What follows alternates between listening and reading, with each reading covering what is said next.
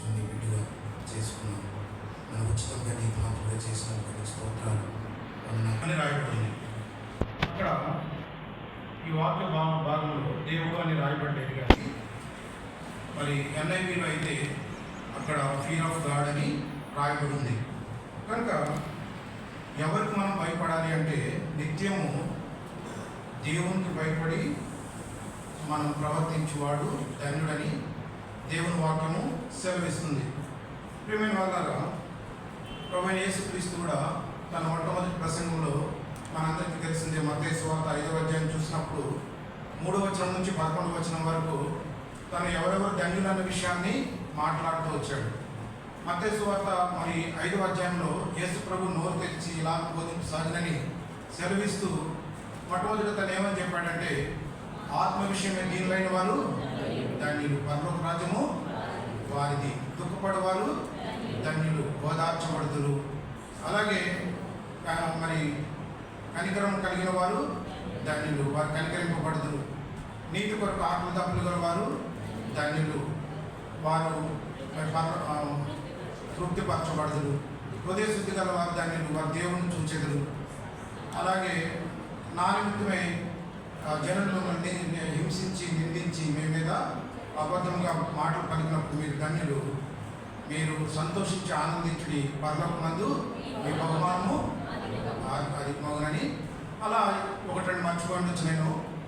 యేసు ప్రభు 9 ధన్యుడు ఎవరైతే ధన్యులుగా ఉండబోతారో, ఎవరు ధన్యులు అవుతారో వారి గురించి చెప్తూ వచ్చాడు.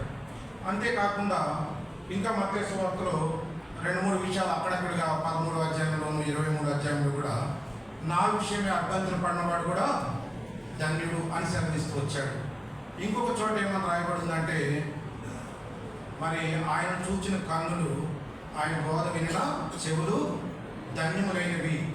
అంటే ప్రభువైన యేసుక్రీస్తుని ఆధీనంలో చూసిన వారు, మరి ఆయన బోధను వినిన వారు కూడా ధన్యులని రాయబడి ఉంది. అంతేకాకుండా మత్తయి సువార్త 24వ అధ్యాయంలో ఏమని రాయబడిందంటే, ఆయన వచ్చినప్పుడు అలాగ చేయు దాసుడు కూడా ధన్యుడని సెలవించింది. యేసు ప్రభు ఉద్దేశించినట్టుగా ఆ పనిని అలాగ చేయువాడు కూడా ధన్యుడని రాయబడింది. ఇక్కడ ఎవరు ధన్యులు అనే విషయాన్ని బైబిల్లో అనేక విషయాలు ఇంకా చాలా ఉన్నాయి. కనుక ప్రియమైన వాళ్ళారా, దేవుడు మనల్ని ఎందుకు ఏర్పరచుకున్నాడంటే, మనలను ఒక ప్రత్యేకమైన ఉద్దేశంతో ఏర్పరచుకున్నాడు. ప్రతి ఒక్కరు కూడా లోకం నుంచి, ఆ ఐగుప్తు బానిసత్వం నుంచి ఆధీనం ఇజ్రాయేల్ ప్రజలు ఎలా అయితే విడిపించబడ్డారో, లోకమనే పాపమనే దాసత్వం నుంచి మనం ఒక్కొక్కరిని విడిపించి మనను ఎక్కడ వారు వచ్చిన వారు అయినప్పటికీ మనము ఆయా రకమైన భాషలు, యాసలు, జాతులు, మతములు, కులముల నుంచి మనం వేరుపరిచి దేవుడు తన పరిశుద్ధమైన సంఘముగా స్థిరపరిచి సిద్ధపరిచి మనను ఐక్యపరిచింది దేనికోసం అంటే, మనం ధన్యురాలుగా చేయడానికే దేవుని యొక్క ఉద్దేశం అయి ఉన్నది. అందుకొరకే ఇక్కడ ఇదొక కొత్త ఎవరు ధన్యులు అనేది మనం చదివిన భాగంలో కూడా ఉంది. మరొకసారి చదువుదాము, చూడండి. నిత్యము భయము కలిగి ప్రవర్తించేవాడు ధన్యుడు. కనుక ప్రియమైన వాళ్ళారా, నేను ప్రతి ఒక్కరు నువ్వు ధన్యురాలుగా కావాలని ఈ దినం దేవుని యొక్క ఉద్దేశమై ఉంది. నేను కూడా మొట్టమొదటిసారిగా నేను యేసు ప్రభువుని ఎరగక పూర్వము మొట్టమొదటిసారిగా నాకు ఎవరు చెప్పకుండానే మరి నేను దేవుని మందిరంలో అడుగు పెట్టినప్పుడు యోహాను సువార్త 20వ అధ్యాయం 29వ వచనంలో ఏమని చెప్పబడిందంటే, చూసి నమ్మిన వారి కన్నా చూడక నమ్మిన వారు ధన్యులనే వాక్యాన్ని దేవుని సేవకుడు చెప్తున్నప్పుడు ఈ ధన్యుడైన వాక్యాన్ని బట్టి నేను రక్షణ పొందాను.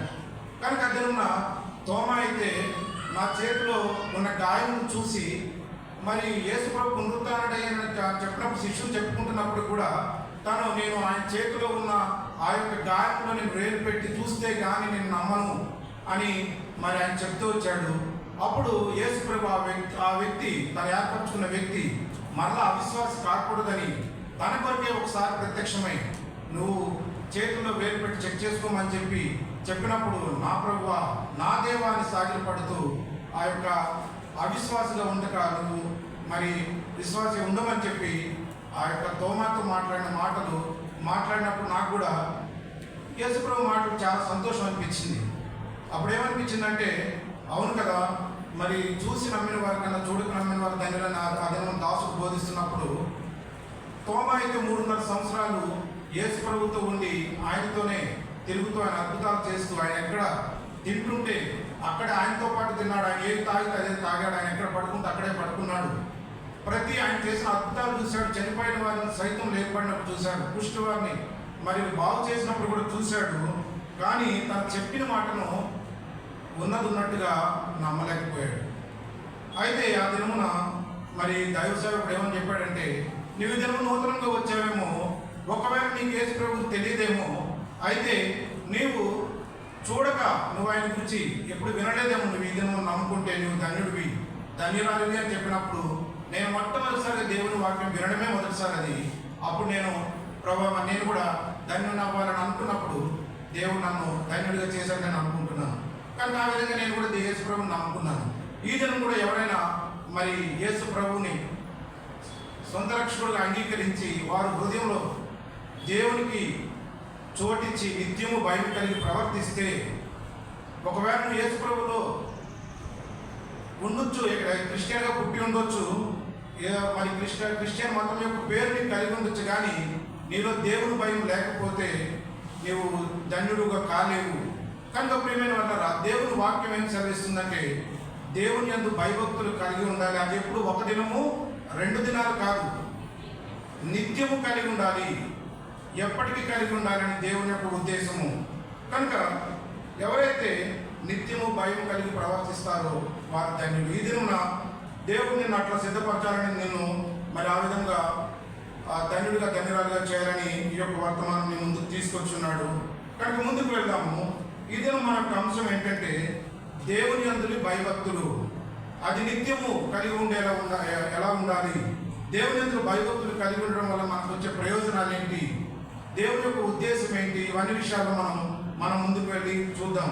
ప్రియమైన వాళ్ళరా, ముఖ్యంగా దేవుని యందు భయము అంటే మరి మనం ఏమని అనుకుంటున్నాం? చాలా మందికి దేవుని యందు భయం అంటే ఏమనుకుంటారంటే, మనం ఏదైనా ఒకరోజు తప్పు చేస్తే దేవుడు మనను శిక్షించేస్తాడేమో, చంపేస్తాడేమో, లేకపోతే ఆయన యందు భయభక్తులు అంటే ఏంటంటే, చాలామంది మరి మమ్మల్ని మొత్తుతాడేమో అని భయము కొంతమందిలో ఉంటుంది. లేకపోతే నరకంలో వేసేస్తాడేమో దేవుడు. కొంతమంది అయితే మరి ఒక రకమైన వింత భయం కలిగి ఉంటారు. వారు అంటే అన్నిలో ఏ విధంగా అయితే కొన్ని సెంటిమెంట్స్ ఉంటాయో, వారు మొక్కుకున్నప్పుడు ఏదైనా ఇవ్వకపోతే, మరి మా ఇంట్లో ఏదైనా కీడు జరిగితే ఈ మొక్కు చెల్లించినందుకే నాకు ఈ కీడు జరిగిందని భయపడిపోతారు. అలాగే చాలామంది కూడా మనము ఈరోజు మనం మందిరికి వెళ్ళలేకపోయాం కదా, లేకపోతే దేవుడికి అది ఇస్తామన్నది ఇవ్వలేకపోయాం కదా, లేకపోతే ఇంకొకటి కదా అని చెప్పేసి చాలామంది విశ్వాసమైన వారు కూడా రకరకాల భయాలు కలిగి ఉన్నారు. దేవుడు అటువంటి భయాన్ని దేవుడు కోరట్లేదు విశ్వాసం నుంచి. అన్యులు కూడా దేవుడు మరి వారికి ఒక రకమైన భయం ఉంది, కొంతమందికి దేవుని భయమే లేదు. అయితే సంఘంలో ఉన్న విశ్వాసం కూడా దేవుని భయం విషయమే కొంతమందికి సరైన అవగాహన, అర్థం తెలియని వారిలో కూడా చాలామంది జీవిస్తూ మరి విశ్వాస జీవితాన్ని కొనసాగిస్తున్నారు. దేవునికి అది ఇష్టం లేదు. ఎందుకంటే దేవుని యొక్క ఉద్దేశం ఏంటంటే, భయం అంటే దేవుని చూసి గజగజ వణుకుపోవడం కాదు, లేకపోతే నేనేదైనా తప్పు చేస్తే దేవుడు నన్ను మొత్తేస్తాడనే భయము, అది దేవుని యొక్క ఉద్దేశం కాదు. ఎందుకంటే అన్యులకి ఒకటే భయం ఏముంటుందంటే, వారికి చూడండి అన్యుల యొక్క భయానికి మన భయానికి ఉన్న కొన్ని తేడాలు మనం చూద్దాం. మొట్టమొదటిగా దేవుని విశ్వసించిన ప్రజలకి ఎలా ఉంటుందంటే, వారి నరకమునకు వెళ్తారనే భయము వారికి లేకపోతే తెలియకపోయినప్పుడు కూడా అది తథ్యం అన్నమాట. చూడండి, రోమియోకు రాసిన పత్రిక 3వ అధ్యాయము 11 నుంచి 19వ వచనం వరకు చదువుతున్నాం. ఎవరైనా చదివి సహాయం చేయండి.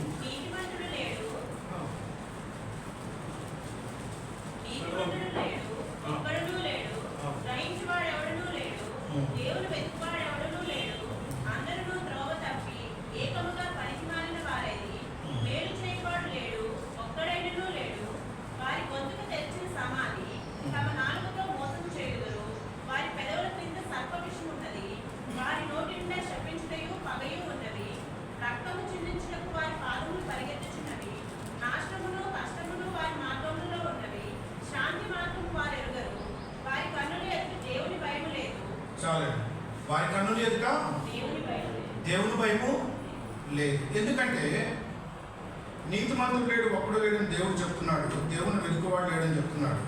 వారు ఏం చేస్తున్నారో వారు తెలియని పరిస్థితిలో ఉన్నారు. ఒకప్పుడు నేను కూడా అట్టి పరిస్థితిలో మరి ఐగుప్తు దాసత్వం కింద పాపంలో సంతోషించేవారుగా ఉండేవారు. ఇతరులను దూషిస్తూ సంతోషించేవారుగా మనం ఉన్నాము. అంతేకాకుండా వారి శాంతి మార్గమును వారు ఎరుగురు. రక్తం చిందించుటకు వారి పాదములు పరిగెత్తుచున్నవి. వారి గొంతుకు తెరిచని సమాధిలో ఎంత మురికి ఉంటుందో వారి గొంతుకు తెలిసినంత భయంకరమైన పాపపు మాటలు.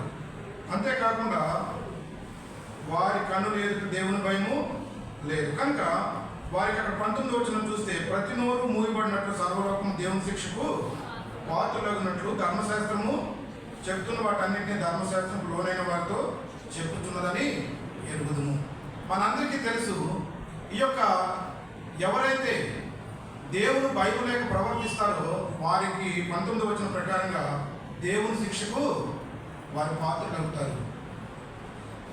ప్రియమైన వాళ్ళారా, మనందరికీ తెలుసు, సువార్తలు అనేక సార్లు మనకు తెలియజేస్తూ వచ్చారు. ప్రకటన గ్రంథం 3వ అధ్యాయం 20వ అధ్యాయము 15వ వచనం.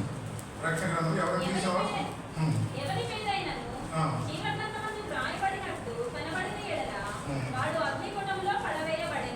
ఎవరి పేరైన జీవ గ్రంథమందు వ్రాయబడినట్టు కనబడని ఎడల వాడు అగ్నిగుండంలో పడవేయబడను. అంతేకాకుండా 21:8వ వచనం, పిరికివారును, అవిశ్వాసులను, అసహ్యులను, నరహంతకులను, వ్యభిచారులను, మాంత్రికులను, విగ్రహారాధికులను, అబద్ధికులందరూ అగ్ని గ్రంథంలో మండు గుండంలో పాలు పొందురు. ఇది 2వ మరణము. కనుక ఎవరైతే ఇప్పుడు కూడా దేవుడు మీతో మాట్లాడుతున్నాడు, మందిరానికి వచ్చి పోతూ ఉండవచ్చు, దేవుడు భయం లేక నీ ఇష్టానుసారంలో జీవిస్తున్నావేమో, పాపంలో జీవిస్తున్నావేమో, నీ గొంతుకు తెరిచిన సమాధిలాగా ఉందేమో, నీ యొక్క హృదయము పాపంతో నిండిపోయిందేమో, ఇక్కడికి వచ్చి ఒకవేళ నువ్వు ఒక విశ్వాసలాగా లేకపోతే ఉన్నావేమో. ప్రియమైన వాళ్ళ దేవుడు మాట్లాడుతున్నాడు, నీవు నరకముకు వెళ్ళకూడదని.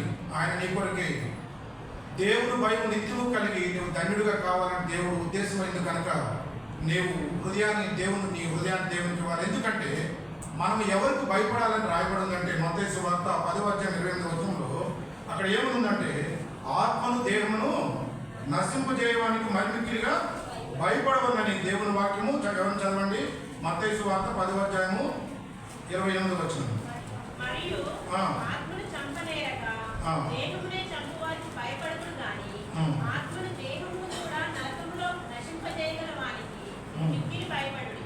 కనుక ప్రియమైన వాళ్ళరా, మన దేవునికి చంపువాడికి మనం భయపడవలసిన అవసరం లేదు. కానీ దేవుని వాక్యం ఏమని సెలవిస్తుందంటే, ఆత్మను దేహమును అది నశింపజేయగలిగిన దేవునికి మనము భయపడాలి. ఎందుకంటే ఈ లోకంలో మనం ఎవరైనా నశింపజేయచ్చు, కానీ ఆ యొక్క యేసు ప్రభువును నమ్ముకోవడం వలన నీకు ఆ నిత్య జీవం నుంచి ఎవరు తప్పించలేరు. కనుక దేవుని వాక్యం సెలవిస్తుంది. చూడండి, ఈ రోమీయులకు రాసిన పత్రిక, దేవుడి దినమున నేను ప్రేమతో మరి పిలుస్తున్నాడు. 3వ అధ్యాయం 23వ వచనంలో చదవండి. ఎవరైనా ఏ భేదము లేదు, చదవమ్మా.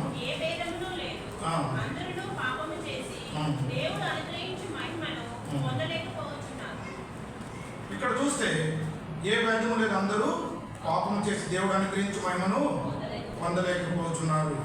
కనుక ఇక్కడ నమ్మువారు ఆయన కృప చేసిన క్రీస్తు యేసునందుని విమోచన ద్వారా ఉచితముగా నీతిమంతులుగా తీర్చబడుతున్నారు. ఎవరైతే ఇప్పటి వరకు దేవుని భయం లేక ఇష్టానుసారంగా జీవిస్తున్నారో వారు ఇక్కడికి రావచ్చు, కానీ వారి వ్యక్తిగత జీవితము చాలా భయంకరంగా ఉండొచ్చు, రహస్య జీవితం చాలా భయంకరంగా ఉండొచ్చు. ఆదివారం చర్చకు వచ్చేటప్పుడు మనకు కనిపించే మన జీవితాలు వేరు, మనం చేస్తున్న మన డ్యూటీ చేస్తున్న ప్లేసుల్లో, అలాగే మనం చదువుకుంటున్న కాలేజీల్లో, అలాగే మన యొక్క ఇంటిలో మనము ఎక్కడైతే మనం రహస్యంగా ఉంటున్నామో అక్కడ మన యొక్క పరిస్థితి వేరు. కనుక దేవుడు యొక్క ఉద్దేశం ఏంటంటే, ఏ భేదం లేదు, అందరూ పాపం చేసిన వారే. ఈ దినము నువ్వు క్షమాపణ అడిగి దేవుని కోరుకుంటే నీకు ఆయన నశింపజేయకుండా నీకు ధన్యుడిగా ధన్యురాలుగా చేయాలని, ఆయన ఉచితంగా నేను నీతిమంతుడిగా చేయాలని దేవుడు కోరుకుంటున్నాడు కనుక దేవుడి యొక్క ప్రేమస్వరాన్ని విని నీ యొక్క ఇంకా నువ్వు దేవుడికి ఒకవేళ నీ హృదయం ఇవ్వకపోతే దేవుడికి నీ హృదయం ఇచ్చి దేవుడికి నీ యొక్క హృదయంలో స్థానం ఇచ్చి ఆయనకు భయపడుతూ ఉంటే నువ్వు ధన్యుడు ధన్యురాలుగా అవుతావు. కనుక ప్రేమైన వాళ్ళారా, అవిశ్వాసులు ఎవరైతే ఉన్నారో, ఎవరైతే రక్షణ పొందలేదు, లేకపోతే ఇంకా ఎవరైతే దేవునికి మరి సరిగ్గా హృదయం ఇవ్వలేదో ఈ విషయాన్ని గమనించాలి. మరి విశ్వాసులు ఎటువంటి దేవుని భయం కలిగి ఉండాలని దేవుని వాక్యం చెప్తుంది. దేవుని భయం అందరూ కలిగి ఉండాలా, లేకపోతే కొంతమంది కలిగి ఉంటే సరిపోతుందా, దేవుని వాక్యం ఏమని చెప్తుందా అన్నది మనం గ్రహిస్తే, అవిశ్వాసులైతే మరి ఆ విధంగా దేవుని వాక్యం చెప్తుంది. విశ్వాసులైన వారు కూడా మరి ఎటువంటి మరి భయం కలిగి ఉండాలి, లేకపోతే ఎవరెవరు కలిగి ఉండాలని చూస్తే మొట్టమొదటిగా ప్రసంగి గ్రంథము 12వ అధ్యాయం 13వ వచనాన్ని అందరం కలిసి చదువుతాం. ప్రసంగి గ్రంథము 12వ అధ్యాయము 13వ వచనం.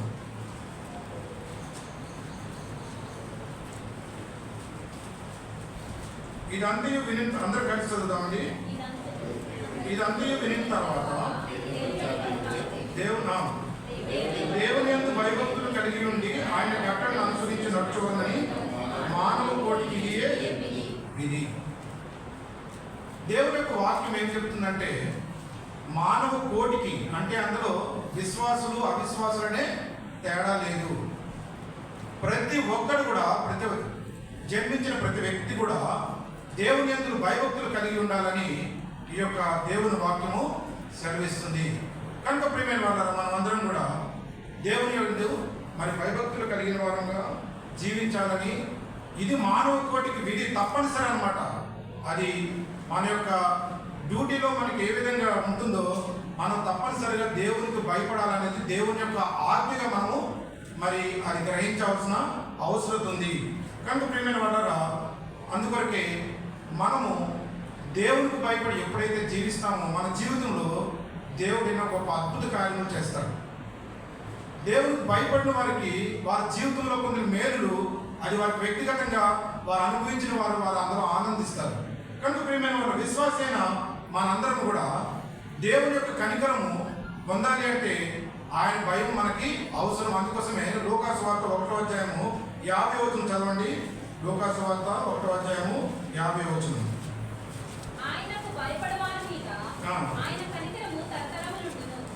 ఆయన యందు భయపడే వారి మీద ఆయన కనికరము ఎప్పటి వరకు ఉంటుందంట? తరతరములు ఉంటుందంట. అంటే నీవు లోకంలో జీవించి చనిపోయవచ్చు, కానీ నీకు పుట్టే నీ బిడ్డలు నీ తరతరములు కూడా ఆయన నువ్వు భయపడితే తరతరములు కూడా ఆయన యొక్క కనికరము ఉంటుంది. అబ్రహాము దేవుడుకు భయపడినవాడని ఆ యొక్క సాక్ష్యం చెప్తుంది. ఎందుకంటే అబ్రహాం తన కుమారుడిని ఆ యొక్క 22వ అధ్యాయం ఆదికాండంలో చూస్తే చంపివేయాలనుకుంటాడు. దేవుడు తన కుమారుడు బలిగా అర్పించుకున్నప్పుడు అబ్రహాం కత్తి అక్కడ ఎక్కినప్పుడు అబ్రహాం అని ఆకాశం నుంచి పిలిచి ఏమన్నాడు? నీవు దేవుడికి భయపడేవారని ఇందువల్ల నాకు కనబడుచున్నది. అబ్రహాము ఎప్పుడైతే తన కుమారుడిని అర్పించడానికి దేవుని యందు భయం, అంతే, కుమారుని యందు ప్రేమ కన్నా దేవుడు చేసేస్తాడని భయంతో చేయట్లేదు ఆ పని. తన కుమారుని ఇవ్వడానికి దేవుడు అడిగాడు కనుక దేవుడి కన్నా నాకు ముఖ్యమైనది ఏది లేదు అనే ప్రేమ. విశ్వాసులు గమనించవలసింది ఏంటంటే, దేవుని భయము అంటే ఆయన చూసి వణికిపోవడం కాదు.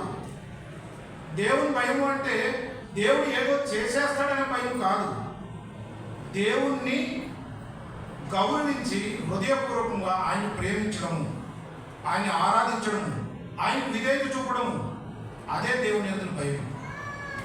నువ్వు ఎంత ఎక్కువగా దేవుని ప్రేమిస్తావో అంత ఎక్కువగా దేవునికి విధేయత చూపుతావు. అంతేగాని దేవుడు నన్ను ఏదో చేసేస్తాడు, నరకంలో వేసేస్తాడు, తప్పు చేశాడని కాదు. ప్రియమైన వాళ్ళు, అబ్రహాము దేవుడికి భయపడ్డాడు. ఆ భయం ఏంటంటే దేవుడు తనకి కుమారుడు ఇవ్వకపోతే నన్ను చంపేస్తాడని భయం కాదు. దేవుడు నాకు ముసలివాడితనంలో నిర్జీవమైన నన్ను దేవుడు తన వాగ్దానం నుంచి తన కుమారుడిని ఇచ్చాడు. ఆయన నేను అడిగింది మన ఇస్తే ఆయన అంతకన్నా ఎక్కువ ఇవ్వగలడు. అంతేకాకుండా ఆయన నాకు వాగ్దానం ఇచ్చాడు, నాతో మాట్లాడుతున్నాడు, నా వెంటనే ఉన్నాడు కనుక ఆయన అడిగిన దానికన్నా ముఖ్యమైనది నాకు ఏది లేదని అందరికన్నా ఎక్కువగా ప్రేమించడమే దేవుని యందు భయం. అది జ్ఞాపకం ఉంచుకున్న ప్రతి వ్యక్తి కూడా అబ్రహాము దీవించబడినంటే తరతరములు దీవించబడతారు. ఆయన అందరూ భయభక్తులు కలిగిన వారికి ఆయన కనికరము తరతరములు ఉన్నది. అబ్రహాం ఆయన భయమును కలిగి ఇప్పటి వరకు అబ్రహాం సంతానమే. క్రైస్తవులు, ముస్లిమ్స్, యూదులు అందరూ కూడా అబ్రహాం సంతానం. ఒక్క వ్యక్తి యొక్క భయము, ఒక్క వ్యక్తి యొక్క విధేయత, ఒక్క వ్యక్తి యొక్క ప్రేమ ఆయన ఎంతగా ఆస్వాదించిందో దేవుని వాక్యం ఎంత సత్యమో అది తెలియజేస్తుంది. కనుక ప్రియమైన వారా, ఆదిలో ఉన్న దేవుడు, అబ్రహామును దీవించిన దేవుడు, అబ్రహాంతో మాట్లాడిన దేవుడు, అబ్రహామును వాగ్దానం ఇచ్చి నెరవేర్చిన దేవుడు, ఆ దినమున్న దేవుడు ఈ దినము ఉన్నాడు. ఆయనను దీవించడానికి నిన్ను కూడా దీవించాలని దేవుని యొక్క ఉద్దేశం అయింది. అయితే నీ హృదయంలో యథార్థమైన భక్తి, యథార్థమైన భయము, యథార్థమైన ప్రేమను కలిగి ఉండాలని దేవుడు కోరుచున్నాడు. కానీ ప్రియమైన వాళ్ళారా, మన ముందుకెళ్దాం. విశ్వాసులైన వారు మనం ఏంటంటే దేవుని యందు భక్తి, భయం అంటే భయభక్తులు అంటే దేవుడు ఏదో చేస్తారని భయంతో మనం ఏదో చేయడం కాదు.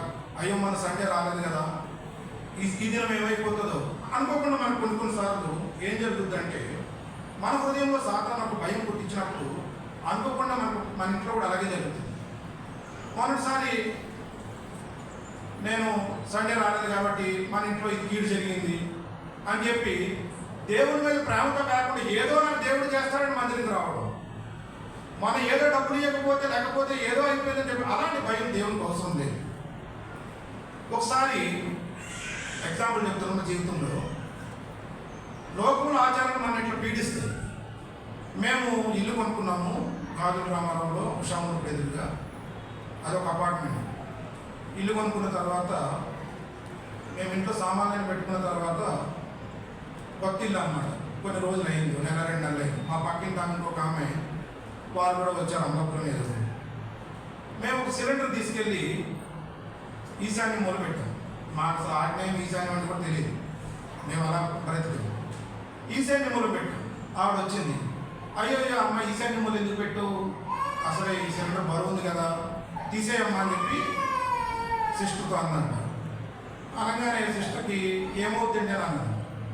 అంటే ఈశాన్యములు అసలు బరువు ఉండకూడదమ్మా, ఏదైనా ఆపద జరుగుద్ది అన్నది. సిస్టర్కి అప్పుడే కొత్త నేను చిన్న స్కూటీ కొనిచ్చా, కొన్నాళ్ళు అయింది. ఈవిడ అన్నదో లేదో మరుసటి రోజు ఆవిడ పడిపోయి అపాయం అయిపోయింది. ఏం చెప్పింది ఆవిడ, ఈశాన్యములు బరువు పెడితే మీకు అపాయం జరుగుతుంది. ఈవిడేమో స్కూటీ మీద పడిపోయింది, ఈవిడికేమో దెబ్బలు తగ్గింది. ఈవిడ ఇంటికి వచ్చింది, నాకు చెప్పింది ఆ రోజే. ఈవిడ ఇలా చెప్పింది, అయ్యా ఇక్కడ స్కూటీ మీద పడిపోయాను అన్నాను. సరే ఓకే ఏం కాదు కానీ మళ్ళీ ఇంటికి వెళ్ళాక ఆవిడ వచ్చి ఏమమ్మా అంటే పడిపోయాను అంటే, నీకు చెప్పాను కదా, నేను చెప్పాను కదా అపాయం వచ్చిందో లేదా, అందుకోసమే పెద్దలు చెప్పిన జాగ్రత్త వినాలమ్మా, మన వాస్తు కూడా పాటించాను. సరే ఇప్పుడు సిస్టమ్ ఏం చేయాలి, ఇప్పుడు మీరైతే ఏం చేస్తారు చెప్పండి, తీసేయాలి సిలిండర్ వద్దా, ఎవరు మాట్లాడండి సిస్టర్, ఇంత బుద్ధిపడుతుంది. సిస్టరు సిలిండర్ తీసాడే వద్దా, ఇంకో సిలిండర్ తీసుకెళ్ళి దాని మీద పెట్టింది, 2వ సిలిండర్. మళ్ళీ ఇవి చూసింది, ఏమమ్మా నిన్నే చెప్పే కదా యాక్సిడెంట్ అయితే మళ్ళీ బుద్ధి మీద పెట్టామంటే ఇంకొక యాక్సిడెంట్ ఎలా ఉందో చూస్తానంటే అని చెప్పి రోజు అక్కడ 2 సిలిండర్ పెట్ట స్టార్ట్ చేసింది. సిలిండర్ తర్వాత ఏం జరగలేదు. సాతాను మనం ఏం చేస్తాడంటే డౌట్స్ మన హృదయంలో లేపించి మనకి అన్య మతముల యొక్క ఆచారం చేయనట్టు మనకు ప్రేరేపిస్తాడు. అటువంటి భయము దేవునికి అవసరం లేదు. కనుక ప్రియమైన వాళ్ళ ఎందుకు ఎగ్జాంపుల్ చెప్తున్నానంటే, దేవుని భయం అంటే నిన్ను దేవుడు ప్రేరేపించి నిన్ను ప్రేమించి ఆయన ఇచ్చిన గొప్ప రక్షణ బట్టి నువ్వు ఆయనకు విధేయతతో నువ్వు ఆయనను ఏ విధంగా నిన్ను కోరుకుంటున్నాడో జీవించాలని నువ్వు అలా కోరుకుంటే అందులో ఆయన సంతోషిస్తాడు. కనుక విశ్వాసం యొక్క భయం ఎలా ఉండాలంటే, నేను నా దేవుడిని నేను తృప్తిపరచగలుగుతున్నానా, నేను నా దేవుడిని ఎక్కడైనా గాయపరుస్తున్నానా, ఆయన హృదయంకి ఎక్కడైనా నొప్పిస్తున్నానా అనే బాధ, ఆ భయం ఉండి ఆయనతో ప్రేమ కలిగి జీవించాలే తప్ప ఇటువంటి విషయాలన్నింటినీ కూడా మనము ఎక్కువగా ఆలోచించాల్సిన అవసరం లేదు. కనుక ముందుకెళ్దాము. ప్రియమైన వాళ్ళరా, మనం నిజంగా విశ్వాసం అయితే, నిజంగా దేవుడిని ప్రేమించిన వారం అయితే, 1 యోహాను సువార్త 4:18 ఏం చెప్తుందంటే, ప్రేమలో భయము ఉండదు. నువ్వు నిజంగా దేవుణ్ణి ప్రేమిస్తే నువ్వు దేవుణ్ణి చూసి భయపడు. ఈ భయం ఎలా ఉంటుంది చదవండి ఎవరన్నా.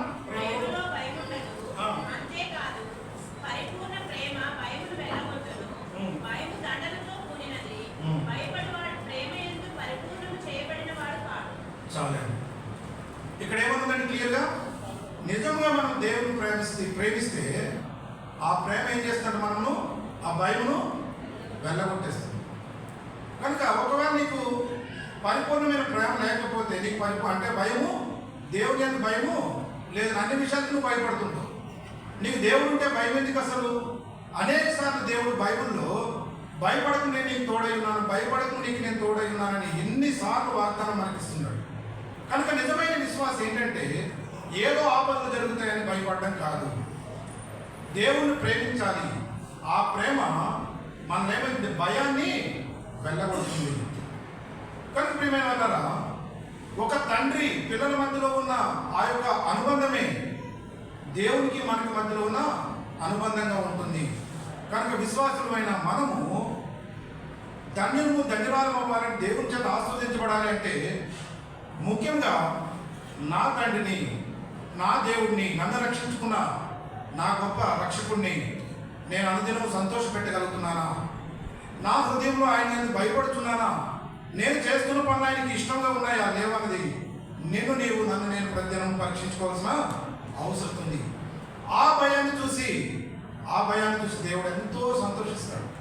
ఎంత అంటే ఆయన సంతోషానికి అవధులు ఉండవు. కనుక ప్రియమైన వాళ్ళారా, యోబును చూసి దేవుడు ఏమన్నాడు? యోబు గ్రంథం 1:8 ఏమన్నాడు? ఎవరితో అన్నాడు? సాతాను పిలిచి అన్నాడు, నా భక్తుడైన యోబును చూచితివా, ఆయన యథార్థవంతుడు నీతిపరుడై దేవుని యందు భయభక్తులు కలిగి చెడుతనమును విసర్జించిన వాడు. చూసారా, దేవుని యందు భయభక్తులు కలిగి ఉండడం అంటే ఏంటంటే నేను యథార్థత కలిగి ఉండాలి, నీతి కలిగి ఉండాలి, చెడుతనమును విసర్జించే ఉద్దేశం కలిగి ఉండాలి. దేవుడు దాని యందు మనకు సంతోషిస్తాడు. నీ మొత్తం ఆస్తి తీసుకొచ్చి ఇక్కడ ఇచ్చిన నీ హృదయం అంతా చెడిపోయేదైతే దానివల్ల ఎటువంటి ప్రయోజనం లేదు. ఒకవేళ అందరి ముందు నువ్వు ఎక్కువ డబ్బు ఇచ్చావని చెప్పుకోవచ్చేమో, దానివల్ల ఎటువంటి ప్రయోజనం లేదు. అందరికన్నా బిగ్గరగా ఆరాధించవచ్చు, దానివల్ల ఎటువంటి ప్రయోజనం లేదు. దేవుడు నీ హృదయమును కోరుచున్నాడు. అంతరంగము లక్ష్యం చేయవాడు దేవుడు, హృదయాంతరంగమును దేవుడు పరీక్షించేవాడు. కుష్టివాడు తీసుకొచ్చి చక్కని లడ్డు తీసుకొచ్చి ఇచ్చాడు అనుకోండి, ఆ లడ్డు తీసుకొని తింటారు మీరు? ఎవరైనా తింటారు? కుష్టివాడి చేతిలో ఆ లడ్డు తీసుకొచ్చి ఇస్తే దాని అర్థం ఏంటంటే నీ హృదయం పాపముతో నిండిపోయి దేవుని యందు భయం లేక దేవుని వాక్యములకు అవిధేయత చూపిస్తూ దేవుని వాక్యమును వింటున్నవే కానీ ప్రతి విషయంలో దేవునికి నువ్వు అవిధేయత చూపిస్తూ వాక్యం వినడము వెళ్ళిపోవడము మన పని మనమే, మన ఆలోచనలు మనవే, మన యొక్క సాంప్రదాయాలు మనవే, మన ఉద్దేశాలు మనవే, మన పాపపు మాటలు మనవే, మన రహస్య జీవితం మనదే, మన సినిమాలు, మన యూట్యూబ్లు, దానిలో ఉన్న పాపంలో ఎంజాయ్ చేయడం మనదే. దానివల్ల నువ్వు ఇక్కడికి వచ్చి ఒకవేళ భక్తుల వేషధారణ చూపించినా, ఎంత నువ్వు ఇచ్చినా, అందుకొరకే 1 కొరింథీ 13 ఏముందంటే నీవు మొత్తం సర్వస్వం ఇచ్చిన ప్రేమ లేనివాడైతే వ్యర్థుడివే. కనుక దేవుడు కోరుచున్నది ఆరాధన వర్తమానంలో కూడా చెప్పాడు, ప్రథమ ఫలంగా దేవుడు మనల్నే కోరుచున్నాడు. రోమియోలు రాసిన పత్రిక 12 ప్రకారంగా దేవుడు నిన్ను కోరుచున్నాడు. నీ సొత్తును నీవే, నీ సొత్తును కాదు, దేవుడు కోరుచున్నది. కానీ ప్రియమైన వాళ్ళరా, విశ్వాసమైన మనము మరింత భయభక్తులు కలిగి దేవునికి జీవించినప్పుడు ఆయన మనల్ని బట్టి ఆనందించేవాడుగా ఉంటాడు.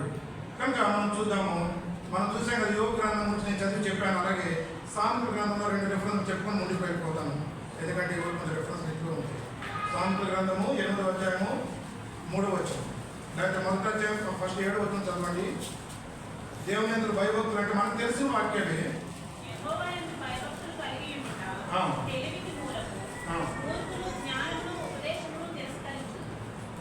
చాలండి, యెహోవా యందు భయభక్తులు కలిగి ఉండుట మన తెలివికి మూలమది. అంతేకాకుండా సామెతల గ్రంథం 8వ అధ్యాయము 13వ ఎక్కువ వివరించుకోవట్లేదు మిగతా విషయం.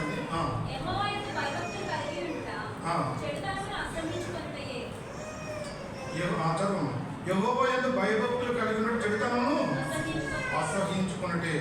అంతేకాకుండా గర్వము, అహంకారము, దుర్మార్గత, కుటిలమైన మాటలు నాకు అసహ్యములు.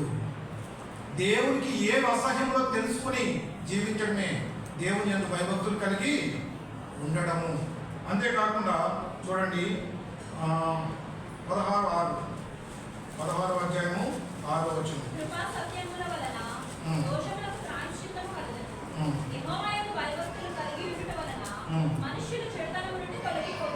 యెహోవా యందు భయభక్తులు కలిగి ఉన్న మనుషులు చెడుతనం నుండి. ప్రియమైన సహోదరుడా, సహోదరి, చెడుతనం నుంచి తొలగిపోయావా?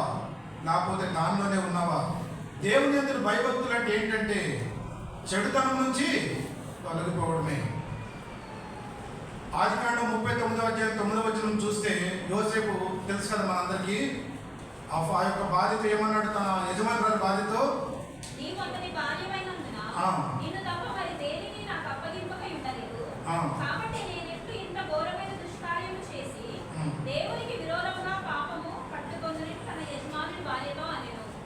కాబట్టి ఎట్లు నేను ఎంత దుష్కార్యము దేవునికి విరోధంగా చేయాలి.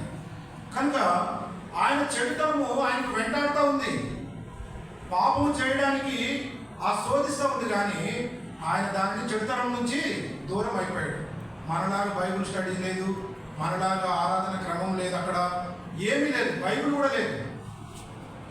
ఒక వ్యక్తికి ఆ దేవుని అందరి భయం అనేది హృదయంలో ఉండాలి. మనకి టెంట్ చేస్తున్నవన్నీ కూడా మన చుట్టూ తిరుగుతున్నప్పుడు కూడా నాకు ఏది నా యజమానుడు అప్పగించలేదు, నేను దానిని ముట్టుకోను, దాని మీద నేను అధికారం చెలాయించను. ఆ యొక్క అధికారం మొత్తం అధికారం ఉంది కానీ ఆయనకి, నీవు నా యజమానుడు భార్య అయినందున నీకు నన్ను అప్పగించలేదు, మిగతావన్నీ అప్పగించాను కనుక నేను నిన్ను. అటువంటి భయం నీకు నాకు ఉండాలని దేవుడు కోరుకుంటున్నాడు. యోసేపు అటువంటి భయం కలిగాడు కనుక ఒక్కడైనప్పుడు కూడా దేవుడు ఆయనతో ఉన్నాడు. 11 మంది అక్కడ ఉన్నారు. ఎక్కడ? ఆ యొక్క యాకోబు కుమారులు అక్కడ వేరే దగ్గర ఉన్నారు, కానీ వారి కరువుతో ఉన్నారు. ఒక్కడ దేవుని భయంతో ఉన్న వాడికి సమృద్ధి, ఆశీర్వాదము. కనుక ప్రియమైన వాళ్ళారా, హృదయమందరి భయము, చెడుతనం అసహించుకోవడము, చెడు నుంచి దూరంగా వెళ్ళిపోవడమే దేవుడు కోరుకుంటున్నది. కనుక విశ్వాసులైన మనము దేవుడు ఏ విషయం అందులో మనల్ని ఆనందిస్తాడనే విషయమే మనం జాగ్రత్తగా మనం ముందుకు వెళ్దాం. కనుక దేవుని యొక్క భయం అంటే ఏంటంటే దేవుని మిక్కిలిగా ప్రేమించి ఆయన మనల్ని ఏ ఉద్దేశంతో మనం రక్షించుకున్నాడో దాన్ని మనం గౌరవించి ఆయన ఆరాధన అంటే ఏంటంటే ఆయన మాటలకు విధేయత చూపించి ఆయన ప్రేమించి విధేయత చూపడమే ఆరాధన అంటే. కనుక ఈ భయం అనేది మనలో ఉన్నప్పుడు దేవుడు మనల్ని బట్టి సంతోషిస్తాడు. రెండవదిగా చూస్తే మనము ఈ దేవుని యొక్క విశ్వాసులు దేవుని యొక్క భయంతో ఉండడమే కాకుండా ఈ దేవుని భయము మనం ప్రేమను చెప్పుకున్నాం కదా. 1 యోహాను సువార్త 1 యోహాను రాసిన పత్రిక 4వ అధ్యాయం 18లో చూసుకున్నాం కదా, ప్రేమలో భయం ఉండదని. కనుక అది ఇప్పుడు భయం అనేది మనకి ఇప్పుడు ఏమైంది? దేవుడు ప్రేమగా రూపుదిద్దింది. దేవుడితో నీకు ప్రేమ సంబంధం ఉండాలంటే, ఆయనతో నిత్యము నీకు ఆయన సంబంధం కలిగి ఉండాలంటే మన యొక్క జీవితం కూడా మనము మెయింటైన్ చేయాల్సి ఉంటుంది కొన్ని విషయాలు. అది మనకి ఎప్పుడు దేవుని యొక్క భయం అనేది మనకు అనుకూలమే కానీ ప్రతికూలం కాదు. ప్రియమైన వాళ్ళ చూడండి, అదే యొక్క ఆదికాండము 42వ అధ్యాయము 17వ వచనం అనుకుంటాను, 18వ వచనం చదవండి ఎవరైనా. యోసేపు ఏమన్నాడంటే,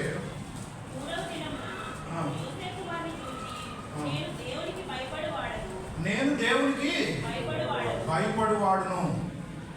కనుక దేవునికి భయపడేవాడు కనుక తన అన్నలు తనకు ఎంత నిర్లక్ష్యం చేసి ఎంత ద్వేషించి అమ్మి వేసినప్పటికి కూడా వారిని హృదయం అంత వారితో ద్వేషించుకోలేదు. కనుక దేవునితో నీకు ప్రేమ సంబంధం ఉండాలంటే, దేవుని యొక్క మనసును ఎరిగిన వాడైతే దేవుడు నీ నుంచి ఎలా కోరుతున్నాడు అలా జీవించడానికి మొట్టమొదటిగా మనం ట్రై చేయాలి. యోసేపు యొక్క ఉద్దేశం ఏంటంటే తన దగ్గర ఏ గ్రంథము లేదు, కానీ దేవుడు తన మనసు ఏంటో ఎరిగాడు. ఆయన నేను దేవుడికి భయపడేవాడిని కనుక అన్నగారా ఆ దినంలో మీరు అలా చేశారు, కానీ అది మేలు కొరకు అయి ఉండొచ్చు, కనుక నేను మిమ్మల్ని ఇప్పుడు ద్వేషించట్లేదు, మీరు భయపడాల్సిన అవసరం లేదు, నేను దేవుడికి భయపడేవాడిని, మిమ్మల్ని కీడు చేయనని తను భరోసా ఇస్తూ ఆ యొక్క అన్నదమ్ముల యొక్క మనసును గెలుచుకున్నాడు. అంతేకాకుండా నిర్గమకాండం 1వ అధ్యాయంలో చూసినప్పుడు మంత్రసానులకి ఫరో ఏమని ఆజ్ఞాపించాడంటే, ఇశ్రాయేలు స్త్రీలు ఎప్పుడైతే పిల్లల్ని కంటారో అది మగ పిల్లలు అయితే మీరు చంపివేయండి అని చెప్పారు. అయితే ఆ యొక్క స్త్రీలు 17వ వచనంలో చూసినప్పుడు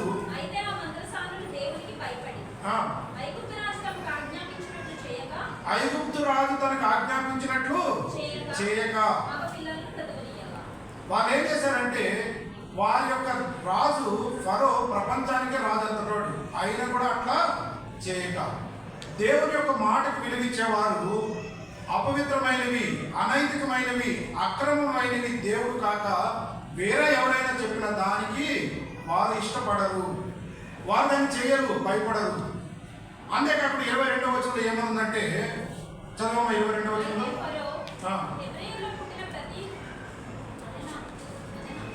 అదేనా 1వ అధ్యాయం 22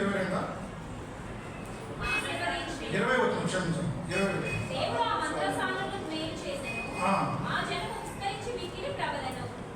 మంత్రసానులకు ఏం చేశాడు? మేలు చేసాను. నీవు దేవుని యందు భయభక్తులు కలిగి ఉంటే, నీవు ఆయనకి విధేయత చూపిస్తే, మంత్రసానులు వారెవరండి? ఐగుప్తీయులు. ఇజ్రాయెల్ దేవుడి గురించి తెలుసుకోవడం ఏంటి? ఇజ్రాయెల్ ప్రజలకి తెలియలేదు. అంతేకాకుండా వారు భయపడితే దేవుడు వారికి మేలు చేశాడు. కనుక ప్రియమైన వాళ్ళ వారిని విస్తరింపజేశాడు. మనం కూడా మన జీవితంలో దేవుడి యొక్క మాటను మనం విని ఆయనకు హృదయంలో మనం ఆయనకు భయపడిన ఎట్లా దేవుడు మనకు కూడా మేలు చేసేవాడు ఉంటాడు. మనతో ఆయన ప్రేమ సంబంధం కొనసాగించేవాడుగా ఉంటాడు. మలాకి గ్రంథం చూస్తే మలాకి గ్రంథము 3వ అధ్యాయము 16 నుంచి 18 వచనాలు చూస్తే తొందరగా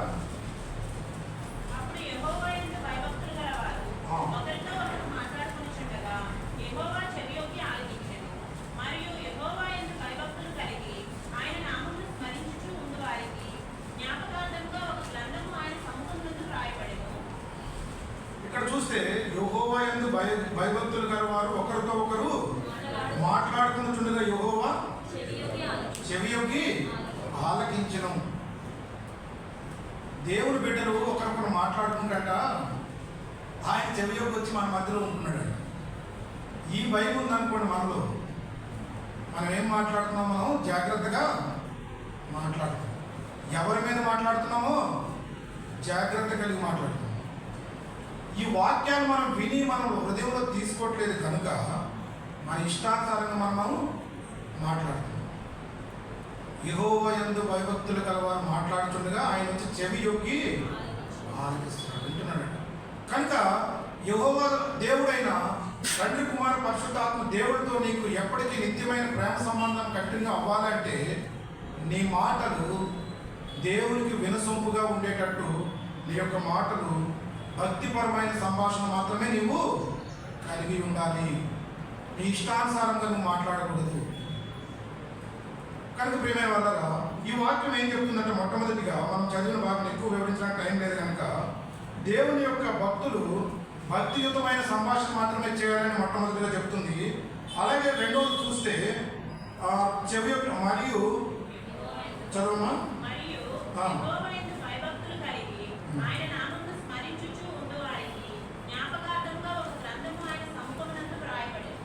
అంతేకాకుండా ఇక్కడ చూస్తే ఆయన వారి మాటలను అంటే మామూలుగా ఏదో ఆలకించడంట.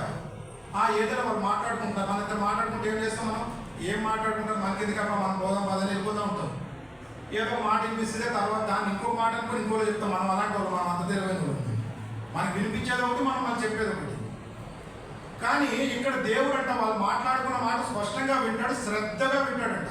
అక్కడ రాయడం అంతేకాకుండా వారి సముఖంలోనే గ్రంథంలోనే చక్కగా రాస్తాడంట మాటలన్నీ కూడా. మనం ఏం మాట్లాడుతున్నాం ఇక్కడ క్లియర్గా ఏముంది? మరియు యెహోవా యందు భయభక్తులు కలిగి ఆయన నామము స్మరించి ఉండి వారికి జ్ఞాపకార్థంగా ఒక గ్రంథము ఆయన సొంతమందు రాయబడింది.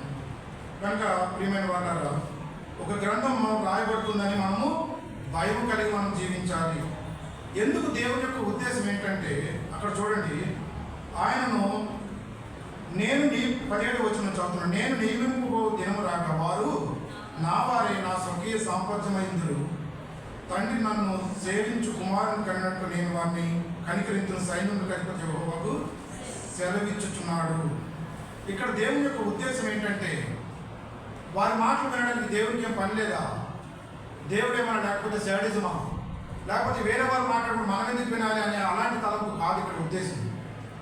ఈ భయం నీలో ఉన్నప్పుడు, నీవు పవిత్రత కలిగి నువ్వు జీవించినప్పుడు, దేవుడు నా మధ్యలో ఉన్నాడని నువ్వు ఆ భయం నీకు ఉన్నప్పుడు, నీ మాటలు, నీ ప్రవర్తన, నీ హృదయం ఇవన్నీ కూడా జాగ్రత్తగా నువ్వు చేసుకోవడం వలన 17వ వచనంలో దేవుడు మనకు ఒక మంచి బహుమానం, అంటే దేవుని యొక్క ఉద్దేశం తనకు స్వకీయ సాంపాద్యంగా మనను చేసుకోవాలని.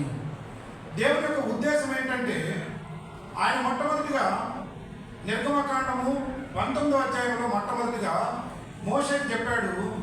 ఆ 19వ అధ్యాయంలో కొండ మీదకి మీ జనులందరికీ నేను మాట్లాడతాను, వారిని తీసుకురామని చెప్పాడు. చూడండి ఆ వాక్యాన్ని ఒకసారి. నిర్గమకాండము 19వ అధ్యాయము 19వ అధ్యాయము 10వ వచనం. అంటే దానికి ముందు ఒక నిమిషం అండి. 5వ వచనం చదువు. 4వ వచనం చదువు. 4వ వచనం నుంచి. నేను ఐగుప్తీయులకు ఏమి చేసినో మిమ్మల్ని గద్ద రెక్కల మీద మోసి నా యొద్దకు మిమ్మల్ని ఎట్లు చేర్చుకొనినో మీరు చూచితిరి. కాగా మీరు నా మాట శ్రద్ధగా విని నా నిబంధనను అనుసరించి నడిచిన యెడల మీరు సమస్త దేశ జనులలో నాకు స్వకీయ సంపాద్యమగుదురు. ఇక్కడ దేవుని యొక్క ఉద్దేశం ఏంటంటే, వారిని గద్ద రెక్కల మీద ఎందుకు మోసుకొచ్చాడంటే వారిని ఎక్కడో విడిచిపెట్టాడని కాదు, వారిని స్వకీయ సాంపాద్యంగా చేర్చుకోవాలనే ఉద్దేశం. అంతేకాకుండా అక్కడ 6వ వచనంలో మీరు నాకు యాజక రూపమైన రాజ్యముగాను పరిశుద్ధ జనముగా ఉందిరని చెప్పాను. దానికి ఒకే ఒక్క కండిషన్ ఏంటంటే 5వ వచనంలో, కాగా మీరు నా మాటలు శ్రద్ధగా విని నా నిబంధన అనుసరించి నడిచిన యెడల మీరు సమస్త జన్మల్లో నాకు స్వకీయ సాంపాద్యం. దేవుని యొక్క ఉద్దేశం ఏంటంటే, తన ప్రజలు, నేను పరిశుద్ధుని కనుక మీరు పరిశుద్ధులై ఉండాలి, మీరు పవిత్రత కలిగి ఉండాలి అనే ఒక్క ఉద్దేశమే వారి మధ్యలో దేవుడు ఉండడానికి కారణము. అక్కడ చూస్తే 10వ వచనంలో యెహోవా మోషేతో నీవు ప్రజల యొద్దకు వెళ్ళి నేడును రేపుని వారిని పరిశుద్ధపరచుము, వారు తమ బట్టలు ఉదుక్కుని 3వ నాటికి సిద్ధంగా ఉండవలను. 3వ నాడు యెహోవా ప్రజలందరి కన్నుల ఎదుట సీనాయి పర్వతమే దిగువచ్చును. నీవు చుట్టూ ప్రజలకు మేరను ఏర్పరిచి మీరు ఈ పర్వతం ఎక్కవద్దు, దాని అంచును ముట్టవద్దు, భద్రం సుని. ఈ పర్వతం ముట్టు ప్రతివానికి మరణ శిక్ష విధింపబడదు. ప్రజలందరూ పరిశుద్ధంగా ఉండాలని దేవుడు ఆజ్ఞయించాడు 10వ వచనంలో. 12వ వచనంలో వారికి ఒక మేరను ఏర్పరిచాడు, మీరు అక్కడ వరకు రావాలి, దాని తర్వాత మీరు ముట్టకూడదని. 15వ వచనంలో చూస్తే అప్పుడు అతను 3వ నాటి సిద్ధంగా ఉంటాడు, ఏ పురుషుడు స్త్రీని చేరకూడదని చెప్పాను. కనుక శారీరకమైన అపవిత్రత కూడా మీలో ఉండకూడదు. అంటే ఇవన్నీ ఎందుకు దేవుడు చెప్తున్నాడంటే, పాత నిబంధనలో దేవుడు పరిశుద్ధుడు కనుక ఆయనకు భయపడేవారుగా ఉన్నప్పుడు మనం పరిశుద్ధతను మెయింటైన్ చేయాలి అని చెప్తూ వచ్చినాడు. ప్రియమైన వాళ్ళు, అంతేకాకుండా మనం ఇంకా కొంచెం ముందుకు పోతే చూడండి,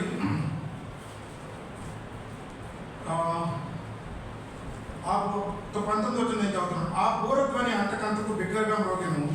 మోషే మాట్లాడుతుండగా దేవుడు కంఠ స్వరము చేత అతనికి ఉత్తరం ఇచ్చుతుండెను. మోషే దేవుడు ఏం చేస్తున్నారంటే, ఇద్దరు ఒకరికొకరు మాట్లాడుకుంటున్నారు.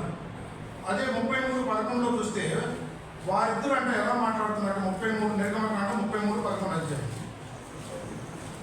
ముఖాముఖిగా మనుషుడు తన స్నేహితుడితో మాట్లాడినట్టు యెహోవా మోషేతో ముఖాముఖిగా మాట్లాడుచుండెను.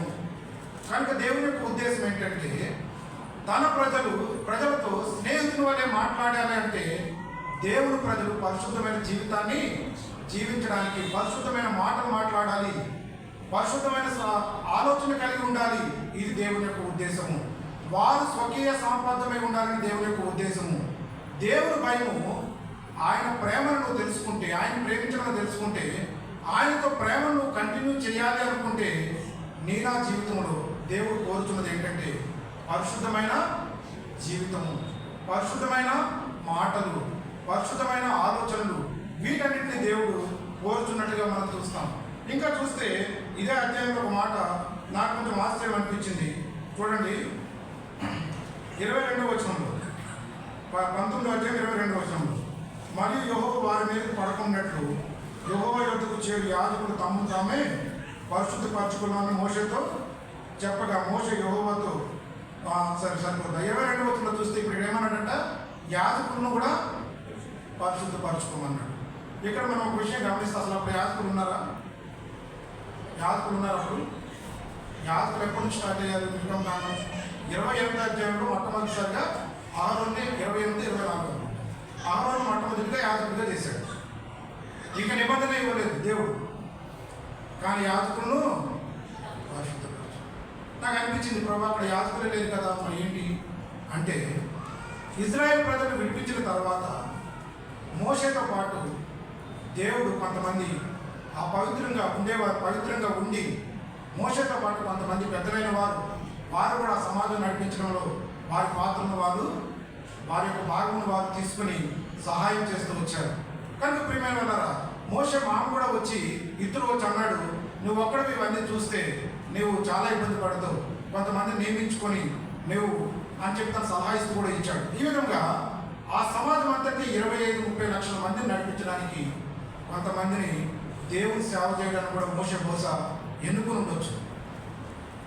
అదంతా కూడా మనం చూస్తే ఎంతో ఆశ్చర్యం అనిపిస్తుంది. కనుక దేవుని సేవ చేసేవారు కూడా ముఖ్యంగా, దేవుని పరిచయం చేసేవారము, దేవుని బలవద్ద కానీ దేవుని ఏ పని అయినా చేసినప్పుడు మనము పరిశుద్ధమైన జీవితం జీవించకుండా ఒకవేళ మనము దేవుని భయం లేకుండా చేస్తే, దేవుడు అక్కడ ఇంటికి వెళ్ళి చదవండి, వారి మేరను మీరు వారి లోపలికి వస్తే వారు చనిపోతారని అక్కడ రాయబడింది. కనుక మన హద్దులను మనం మీరి మన జీవితంలో దేవుడు మనం అనుమతించిన దానికన్నా అపవిత్రమైన చేసి మనం దేవుని యొక్క నష్టము, దేవుని విధించే ఆ యొక్క ఉగ్రతకు మనం పాల్గొకూడదని దేవుని యొక్క ఉద్దేశం. కనుక మన భాగంలోకి మనం వెళ్దాం. ఇక్కడ చూస్తే ప్రియమైన వాళ్ళరా, దేవుని యొక్క ఉద్దేశం ఏంటంటే స్వకీయ సాంపాద్యంగా దేవుని ప్రజలు ఉండాలని దేవుని యొక్క ఉద్దేశం అయింది. అయితే దేవుడు ఎందుకు భయపడాలని కోరుకుంటున్నాడు మనం? మూడో క్వశ్చన్ ఏంటంటే, మనం ఎందుకు దేవుడికి భయపడాలని దేవుడు కోరుకుంటున్నాడు మనం ఆలోచిస్తే, చూడండి, ద్వితీయోపదేశకాండం 5వ అధ్యాయము 29వ వచనం. ద్వితీయోపదేశకాండము 5వ అధ్యాయము 29వ వచనం. నిత్యమును క్షేమం కలుగునట్లు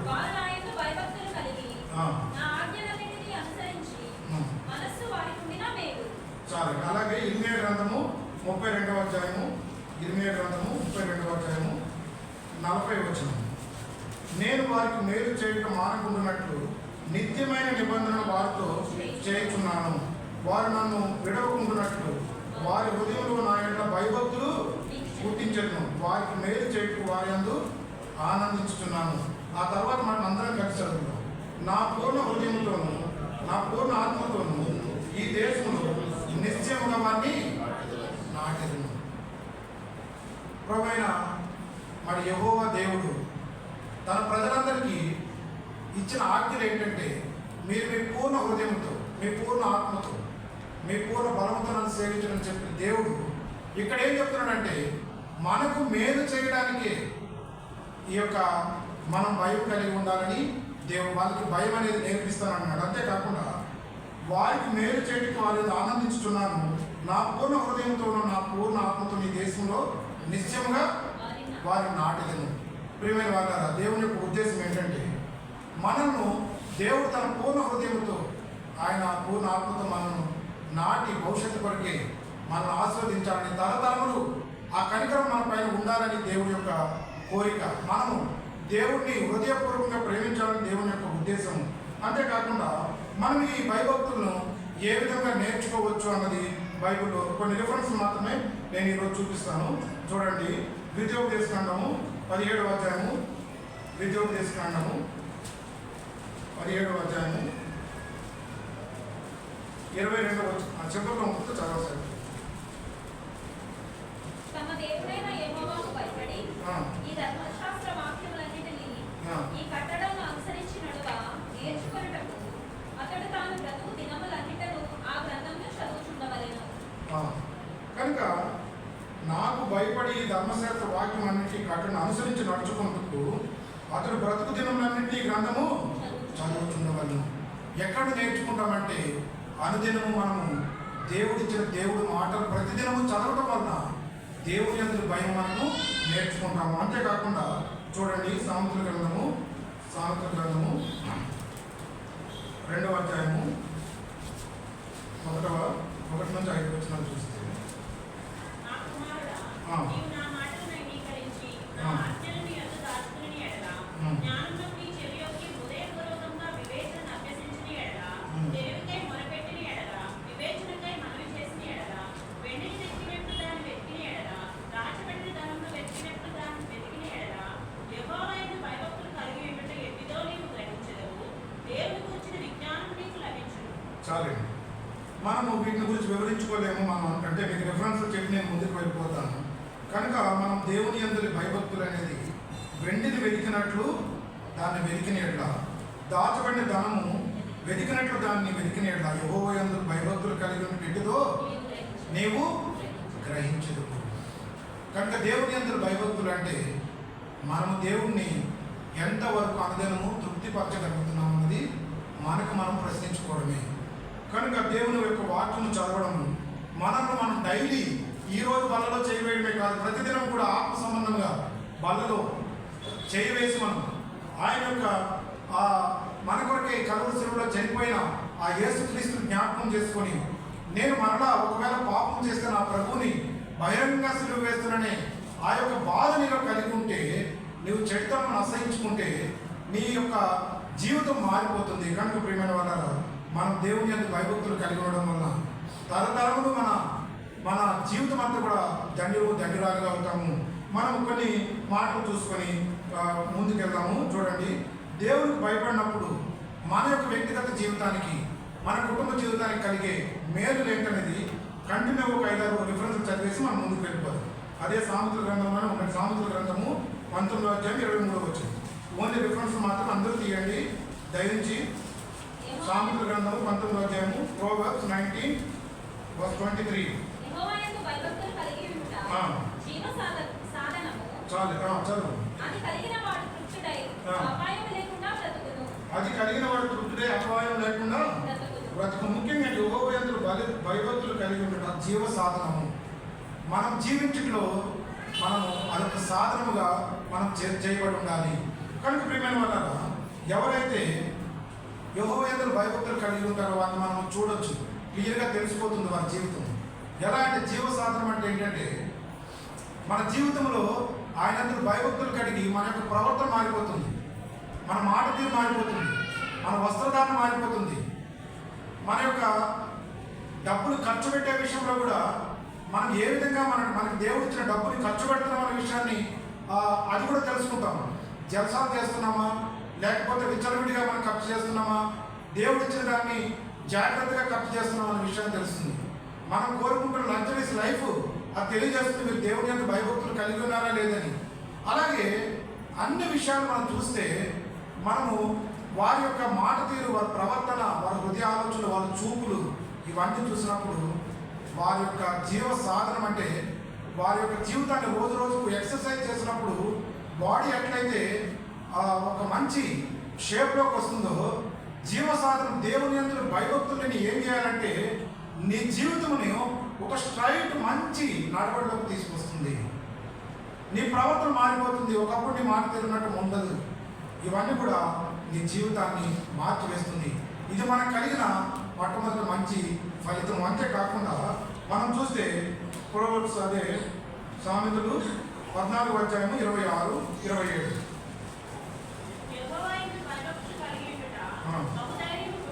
బహుధైర్యము పుట్టించును.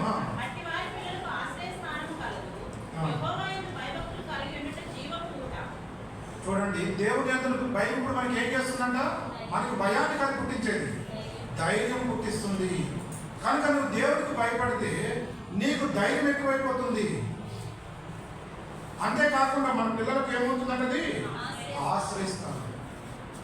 ప్రతి కుటుంబము వ్యక్తిగతంగాను కుటుంబం కానీ ఎప్పుడైతే దేవుని యందు భయభక్తులు కలిగి ఉంటారో వారి కుటుంబానికి ఏ లోటు ఉండదు. అందుకోసం కీర్తన 34లో ఉంది, సింహం పిల్లలు అయితే ఆకలి ఉంటాయేమో కానీ ఆయన ఆశ్రయించే వారికి ఏ కొద్దువా. కనుక దేవుని భయం వల్ల మేలు ఏంటంటే నీ కుటుంబమును దేవుడు నిత్యము నడిపిస్తాడు, ఏ లోటు లేకుండా నేను చూస్తాడు. కనుక ప్రియమైన వాళ్ళరా, ఈ భూలోకంలో కూడా దేవుడు, అంతేకాకుండా ఇందులో ఇంకొక మంచి మాట ఏంటంటే యెహోవా యందు భయభక్తులు కలిగి ఉన్నట్టు జీవపు ఊట, అది జీవపు ఊట అంటారు. అంతేకాకుండా చూడండి, మనము ఇంకా చూద్దాము కీర్తనలు 34:7, కీర్తనలు 37:4. కొన్ని రిఫరెన్స్ మాత్రం ఈరోజు చదివించుకున్నాము.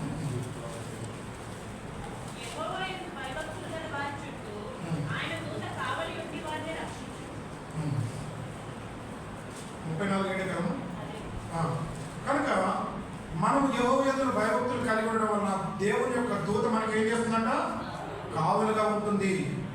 మనకి ఏ కీడు రాకుండా అపాయం రాకుండా దేవుని దూత మనకు కాపాడుతుంది. అంతేకాకుండా 9వ వచనంలో ఏముందంటే, యెహోవా భక్తులారా ఆయన యందు భయభక్తులు ఉంచుడి, ఆయన యందు భయభక్తులు ఉంచిన వానికి ఏమీ కొదువు లేదు. సింహం పిల్లలు ఏమి గలవై ఆకలును యెహోవాను ఆశ్రయించే వారికి ఏమేలు కొదువై ఉండదు.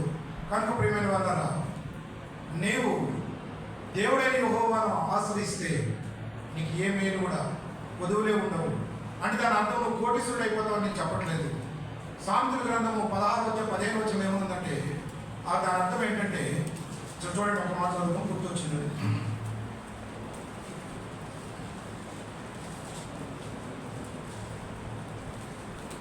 సామెతల గ్రంథము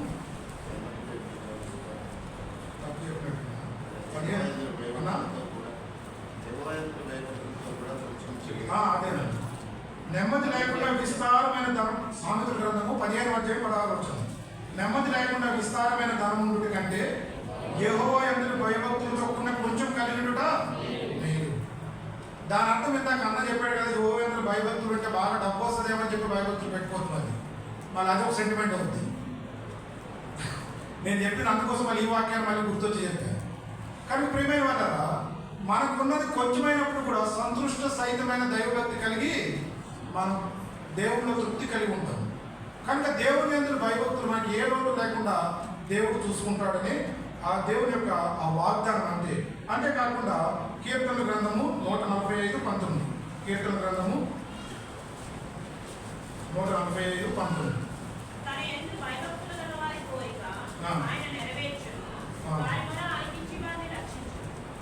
వారి మొర కూడా ఆలకిస్తాడు, వారి కోరికలు కూడా దేవుడు తీర్చేవాడు. అంతేకాకుండా కీర్తనలు 31:19, కీర్తనలు 31:19.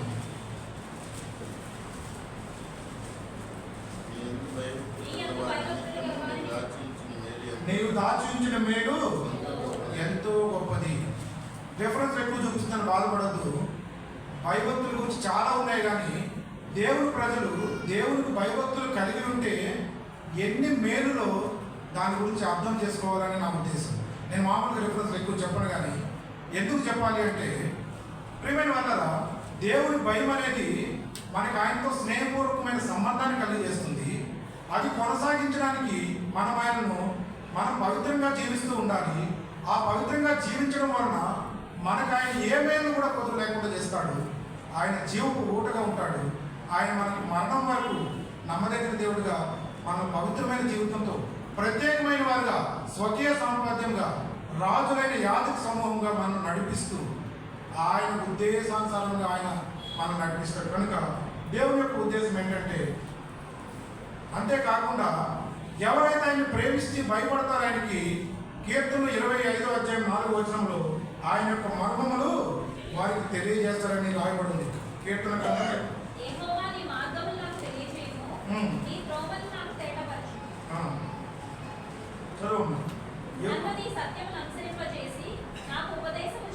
చాలా ఇక్కడ చూడండి, యెహోవా మీరు ఏం చదివారు? కీర్తనలు 25:14, Psalms chapter 25:14. యెహోవా మర్మం ఆయన యందు భయభక్తులు గలవారికి తెలిసి ఉన్నది, ఆయన తన నిబంధన వారికి తెలియజేయను. యెహోవా మర్మం ఏంటో ఆయన భయభక్తులుగా తెలియజెప్తానని చెప్పలేదు అక్కడ వాక్యము. తెలిసి ఉన్నది. ఎందుకంటే ఎవరైతే దేవుని యందు భయభక్తులు కలిగి ఉంటారో ఆయన మనస్సుని దేవుని మనసుతో అతకబడిపోతుంది. కనుక దేవుని మనసు ఏంటో ఆ వారికి తెలుస్తుంది, వారి మనసు కూడా దేవుడికి తెలుస్తుంది. అందుకోసమే ఆదికాండం 18వ అధ్యాయంలో అబ్రహాముకు నేను దాచదనా అని చూడండి. ఆదికాండంలో మనకు తెలిసిన మాట అది. నా స్నేహితుడైన అబ్రహాముకు నేను చేయబో కార్యము 17 వచనం ఆదికాండం 18:17 అప్పుడు యెహోవా నేను చేయబో కార్యము అబ్రహాముకు దాచెదనా. కనుక నీవు దేవుని యందు భయభక్తులు కలిగి ఆయన స్నేహితుల వల్ల ఉంటే ఆయన మర్మాలన్నీ కూడా నీకు తెలియజేస్తాడు. దేవుడు మర్మాలు తెలియజేయడం అనేది అంత ఈజీ ఏం కాదు. ఎందుకంటే మనము లోకంలో చిన్న చిన్న మర్మాలు తెలుసుకోవడానికి ఎంతో కష్టపడతాం. కానీ సృష్టికర్త అయిన దేవుడు తన హృదయాన్ని నీకు తెలియజేస్తానంటే ఆయన అడిగేది ఏంటంటే నీవు ఆయనకు భయపడేవాడుగా ఉండాలి, అంటే ఆయన ప్రేమించేవాడుగా ఉండాలి, ఆయన కోరుకునే విధంగా జీవించేవాడుగా ఉండాలి అని దేవుని యొక్క ఉద్దేశము. ప్రేమైన వల్ల ఇంకా కొన్ని మాటలు చెప్పి ముగిస్తాను. అంతేకాకుండా సంఘము కూడా దేవుడికి భయపడేదిగా ఉండాలి. దేవుడి వాక్యం ఏమైనా సెలవిస్తుందంటే సంఘం అంతా కూడా వ్యక్తిగత జీవితం, కుటుంబ జీవితమే కాదు, సంఘం అంతా కూడా దేవునికి భయపడి ఉండాలని పేతురు రాసిన మొదటి పత్రిక ఒక 10 నిమిషాల్లో ముగించేస్తాను నేను. పేతురు రాసిన మొదటి పత్రిక 1వ అధ్యాయం 17 వచనం. పక్షపాతము లేకుండా స్త్రీలను బట్టి ప్రతివాన్ని తీర్పు తీర్చువాడు తండ్రి అని మీరు ఆయన ప్రార్థన చేయుచున్నారు కనుక మీరు పరదేశులై ఉన్నంత కాలము భయముతో గడుపుడి. మీరు పరదేశులైనంత కాలము భయముతో గడుపుడి. అంతేకాకుండా మన సొంత రక్షణను మనము భయముతోనూ వణుకుతోనూ గడపడం ఫిలిప్పీయులకు రాసిన పత్రిక 2వ అధ్యాయము 12వ వచనం మనందరికీ తెలిసిందే. అంతేకాకుండా ముఖ్యంగా ఈ సంఘం ఎప్పుడైతే అందరూ కూడా దేవుని యందు భయభక్తులు కలిగి ఉండి నేను దేవునికి వ్యతిరేకంగా ఏ పని కూడా చేయను, దేవునికి వ్యతిరేకంగా ఏది ఆలోచించను, దేవునికి వ్యతిరేకంగా నేను ఏ విషయంలో కూడా నా తీర్మానాలను నేను తీసుకోను అని సంఘంలో ఉన్న చిన్నలు మొదలుకొని పెద్దల వరకు ప్రతి ఒక్కరు కూడా దేవునికి భయపడి రక్షణను వణుకుతో భయంతో కొనసాగుతూ నిత్యము భయం కలిగి జీవించడం వలన అపోస్తల కార్యము 9వ అధ్యాయం 31వ వచనం ప్రకారంగా సంఘము క్షేమాభివృద్ధి పొందుతుంది. అపోస్తల కార్యములు 9వ అధ్యాయము 31వ వచనాన్ని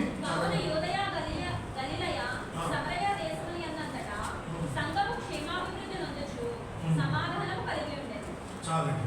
కానీ ప్రియమైన వాళ్ళ దేవుని యొక్క ఉద్దేశం ఏంటంటే సంఘం అంతా కూడా, సంఘంలో ఉన్న ప్రతి వ్యక్తి, సంఘం అనగా దేవుని రక్తం చేత కొనబడిన ప్రతి వ్యక్తి కూడా ఆయన ఎంత విలువించాడో అది తెలుసుకున్న వ్యక్తి నేను దేవుడికి వ్యతిరేకంగా జీవించను అనే ఒక తీర్మానంకి వచ్చినప్పుడు, ఆయన ప్రేమించి ఆయన ఆజ్ఞను అనుసరించి నడుస్తానని వచ్చినప్పుడు సంఘము క్షేమాభివృద్ధి చెందుతుంది, విస్తరిస్తుంది అని ఆ యొక్క అపోస్తల కార్యం 9:31 చెప్తుంది. అయితే దేవుని యందు భయభక్తులు కలిగి ఉండకపోతే ఉన్న పరిస్థితులు ఏంటి అన్నది కొన్ని మాటలు చెప్పి నేను ముగిస్తాను. కనుక ప్రియమైన వాళ్ళ మనము దేవుని యందు భయభక్తులు కలిగి ఉంటే మేలు చూసాము. అదే ఒకవేళ దేవుని యందు భయభక్తులు కలిగి ఉండకపోతే మన పరిస్థితి ఏంటి అనేది కూడా మనం 2 మాటలు చూసి ముందుకు వెళ్దాం. చూడండి, వారు ఎలా ఉంటారన్నది, ఎవరు దేవుని యందు భయభక్తులు కలిగి ఉండకుండా ఉంటారో వారి యొక్క జీవితం ఎలా ఉంటుందో చూద్దాం. మొట్టమొదటిగా సామెతల గ్రంథము 1వ అధ్యాయము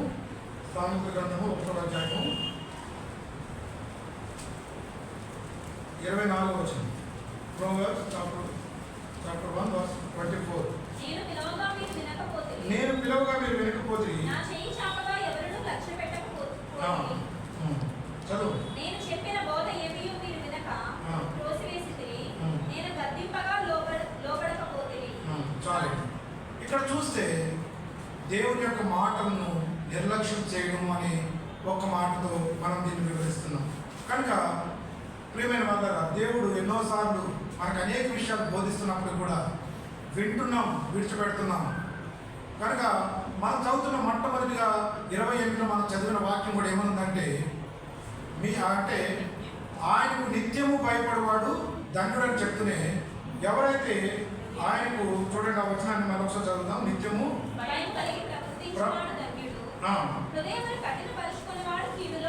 హృదయమును కఠినపరుచుకున్నవాడు కీడులో పడు. రెండో విషయం చూస్తే దేవుని మాటలు విని దాన్ని పెడచెవిన పెట్టి ఎవరు ఏం చెప్పినా నాకు సంబంధం లేదు, నా జీవితం నాదే, నా ప్రవర్తన నాదే, నా నిర్ణయాలు నావే అని ఒకవేళ నువ్వు ఆయన యొక్క మాటలు పెడచెవి పెడితే దేవుడు అక్కడ నా బోధన ఏమీ కూడా మీరు వినకుండా త్రోసివేసిరి అని దేవుడు బాధపడే స్థితిలో ఉంటాడు. అంతేకాకుండా అదే అధ్యాయం 29వ వచనంలో జ్ఞానము వారికి అసహ్యమైన యెహోవా యందు భయభక్తులు కలిగి ఉన్న వారికి ఇష్టం లేకపోవును, నా ఆలోచన విననల్లకపోయి నా గద్దెంపును వారు కేవలం తృణీకరించరి, కాబట్టి వారు తమ ప్రవర్తనకు తగిన ఫలము అనుభవించరు, తమకు వ్యక్తిసమగు వరకు తమ ఆలోచనను అనుసరించరు.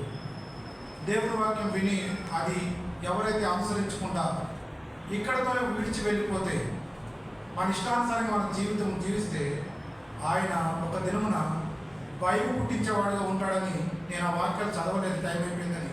మీరు ఇంటికి వెళ్ళి చదవండి, చూడండి. కావాలంటే 26వ వచనము అందులోనే కాబట్టి మీకు అపాయం కలిగినప్పుడు నేను నవ్వేదను, మీకు భయం వచ్చినప్పుడు నేను అపహాసం చేసేదను, భయం మీ మీద తుఫాను వలె వచ్చినప్పుడు సుడిగాలు వచ్చినట్లు మీకు అపాయం కలిగినప్పుడు మీకు కష్టము దుఃఖము ప్రాప్తించినప్పుడు నేను అపహాస్యము చేసేదను.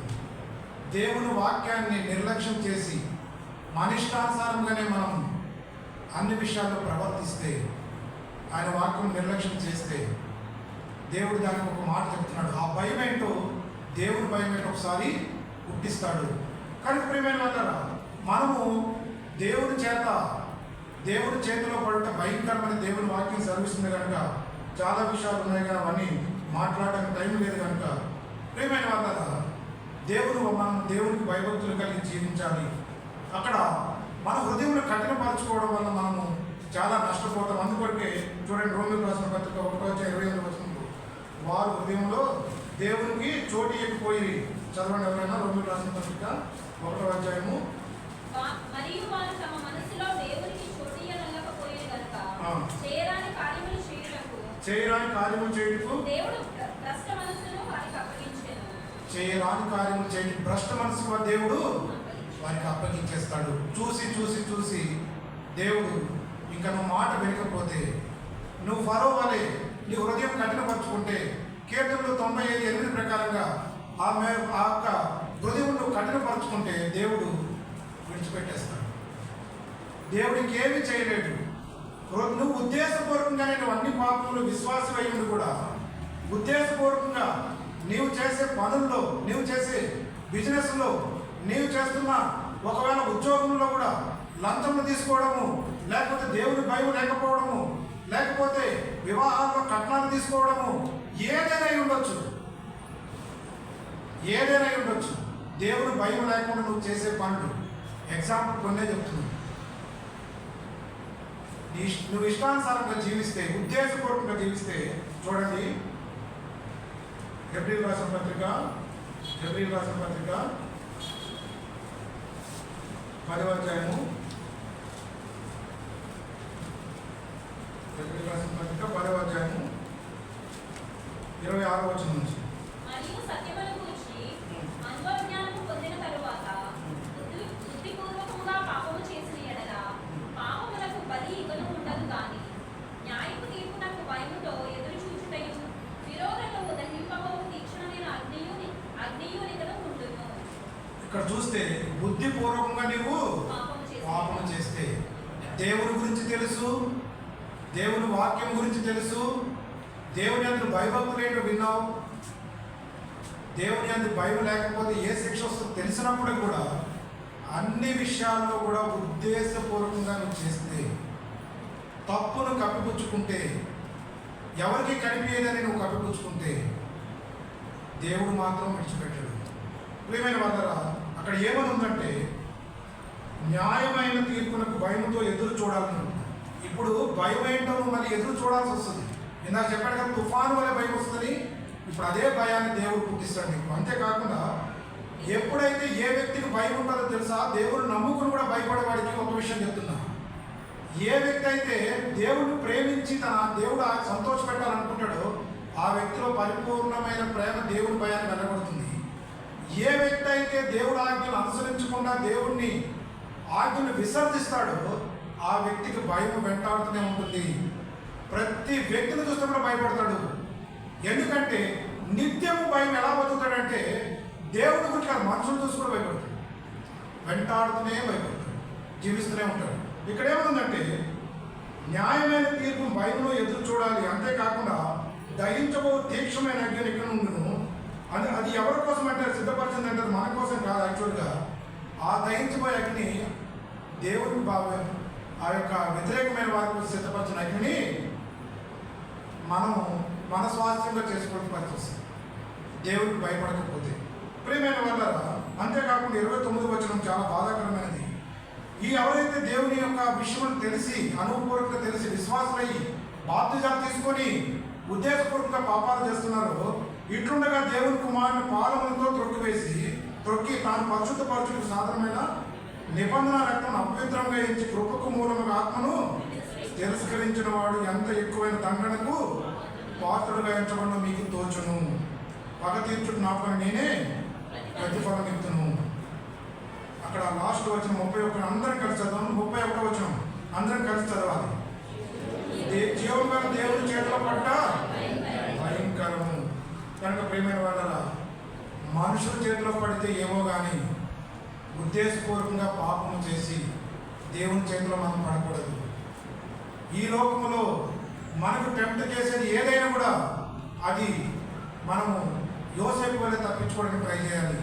అది లోక సంబంధమైన డబ్బు అయి ఉండొచ్చు, అధికారం అయి ఉండొచ్చు, అంతస్తులు అయి ఉండొచ్చు, లేకపోతే ఎన్నో మరి లోక సంబంధమైన స్త్రీ వ్యామోహం అయి ఉండొచ్చు, ఇంకా ఏదైనా అయి ఉండొచ్చు.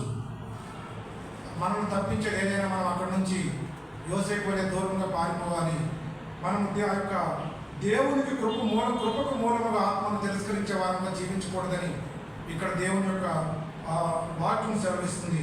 చివరిగా ఒక్క మాటను మనం చదివి ముగించుకుందాం.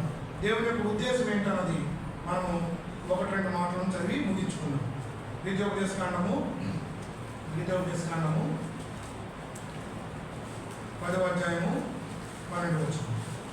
కాబట్టి ఇశ్రాయేలు నీ దేవుడైన యెహోవాకు భయపడి ఆయన మార్గములన్నిటిలో నడుచుచు ఆయనను ప్రేమించి నీ దేవుడైన యెహోవాను నీ పూర్ణ మనసుతోనూ నీ పూర్ణ ఆత్మతోనూ సేవించి నీ మేలు కొరకు నేను నీకు ఆజ్ఞాపించు యెహోవా ఆజ్ఞలను కట్టడలను అనుసరించి నడుచుకుందులని మాట కాక నీ దేవుడైన యెహోవా నిన్ను మరి ఏమి అడుగుచున్నాడు?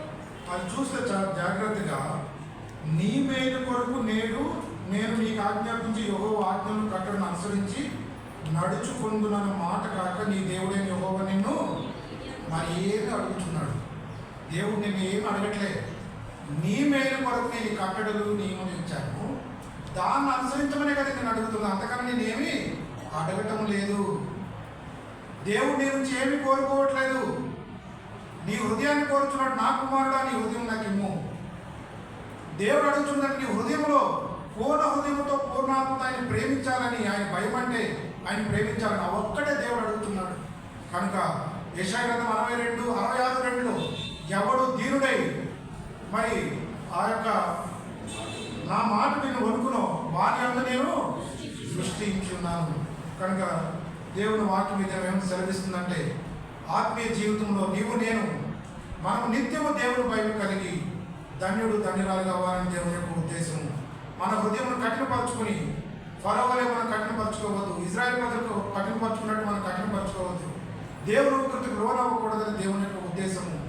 మంచి సాక్ష్యం కలిగి పవిత్రమైన జీవితం కలిగి జీవించి దేవుని సంతోషపరచాలని దేవుని ఉద్దేశం. యోసేపు వలె మనం జీవించాలని.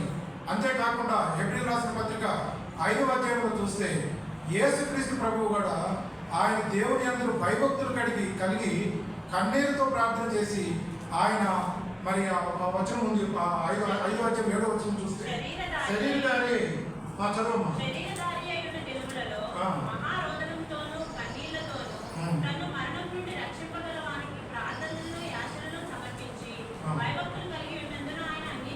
భయభక్తులు కలిగి ఉన్నదని ఆయన అంగీకరించి యేసు ప్రభువే స్వయాన్న ఆయన భయభక్తులు కలిగి తండ్రికి జీవిస్తూ వచ్చినాడు కనుక ప్రియమైన వాళ్ళ నీవు నేను యోగు పట్ల దేవుడు సాక్ష్యం పలికినట్లు కొత్త నిబంధనలో కొర్నేలు గురించి కూడా అటువంటి సాక్ష్యమే కలిగి ఉన్నాడు.